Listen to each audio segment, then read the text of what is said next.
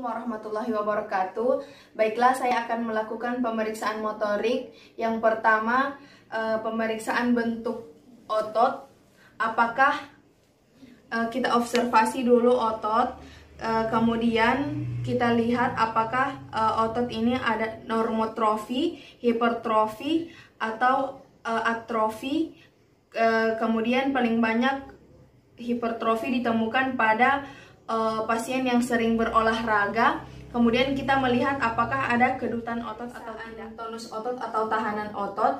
Yang pertama, pasien sudah diwaringkan, kemudian tangan kiri kita pegang pada lengan atasnya pasien, kemudian lengan tangan kanannya kita fleksi sama ekstensikan tangannya pasien. Tangan pasien di sini hanya berperan pasif. Lalu apabila tahanan dari pasien ini normal, maka tidak terjadi apa-apa. Jika tahanannya lembek berarti dinamakan hipotoni. Jika tahanannya kuat dinamakan hipertoni. Begitu juga dengan tangan sebaliknya, kita fleksi sama ekstensikan tangannya pasien, kemudian kita nilai apakah normal, hipotoni, atau hipertoni. Kita nilai pada kaki dengan cara yang sama juga, kita fleksi dan ekstensikan, kemudian kita nilai apakah normotonus, hipotoni, atau hipertoni. Begitu juga dengan kaki sebaliknya. Misi ya Pak?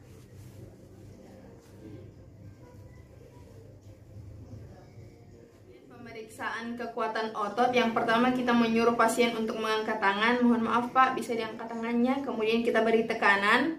Jika tekanan bisa melawan tahan berat berarti normal. Kemudian jika melawan tahanan ringan berarti skornya 4. Jika tidak dapat melawan tahanan tetapi masih bisa melawan gravitasi, skornya 3. Kemudian tidak bisa melawan gravitasi tapi bisa bergerak, skor 2. Kemudian kontraksi minimal dapat terasa pada otot yang bersangkutan tanpa gerakan, skor 1. Kemudian pada 0 tidak ada gerakan. Pemeriksaan refleks fisiologis. Yang pertama, pemeriksaan refleks biceps. Permisi ya Pak, dengan meletakkan lengan bawah di umbilikus, kemudian kita letakkan 2 jari di atas tendon biceps, kemudian memukulnya di atas jari dengan hammer. Pemeriksaan refleks triceps.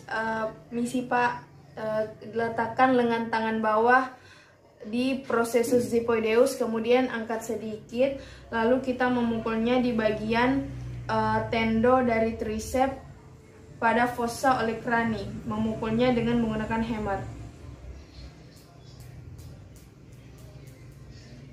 Pemeriksaan refleks brachioradialis, kita memukulnya di bagian tendo dari brachioradialis. Selanjutnya, pemeriksaan refleks tendopatella, yaitu kita menggunakan tangan kiri kita menahan paha, kemudian kita mempalpasi di bagian tendon dari patella. Setelah itu memukul dengan menggunakan hammer. Begitu juga dengan kaki yang satunya.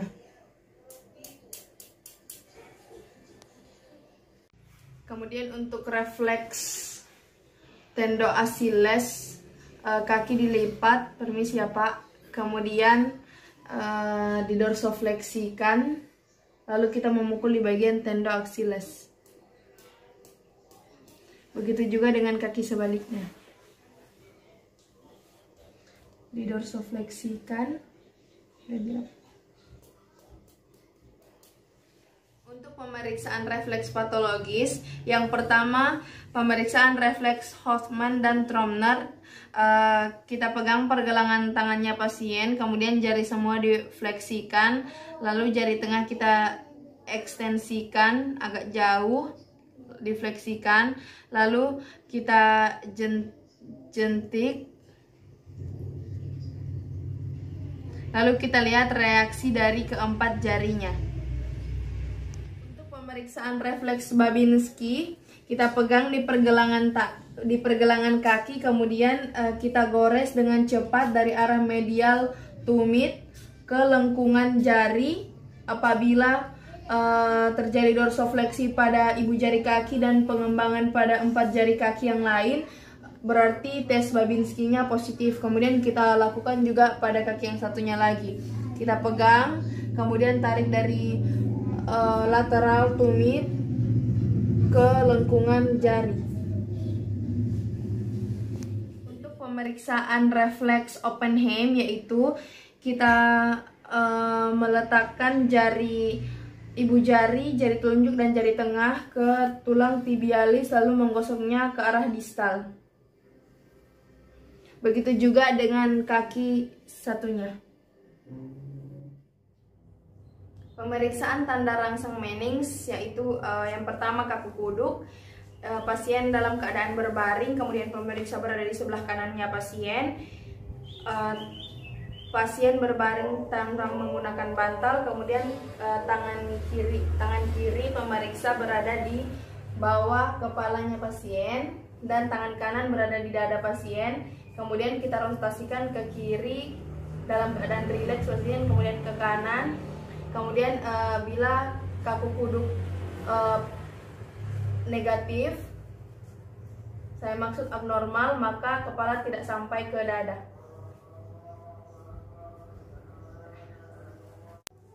Untuk pemeriksaan Kernig sign, pasien sudah berbaring terlentang, kemudian kita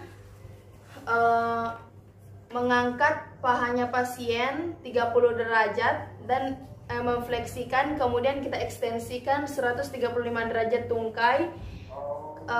Kaku kuduk positif jika tungkai pasien tidak bisa ekstensi 135 derajat, kemudian ada terasa nyeri.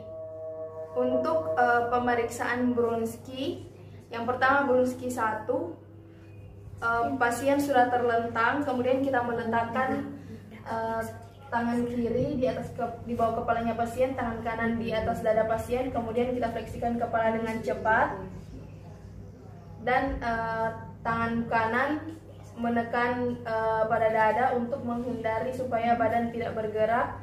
Jika positif, maka akan terjadi gerakan refleks pada kedua tungkai.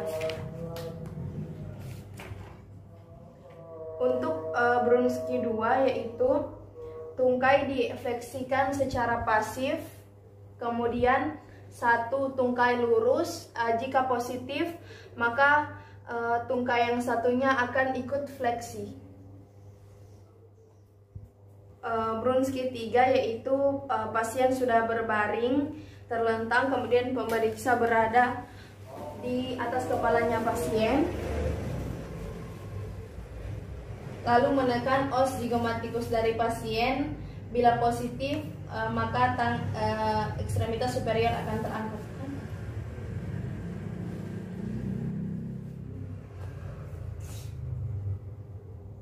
Brunski 4, pasien sudah berbaring terlentang, kemudian pemeriksa berada di samping kanannya pasien, lalu kita tekan os simplicis dan os pubis.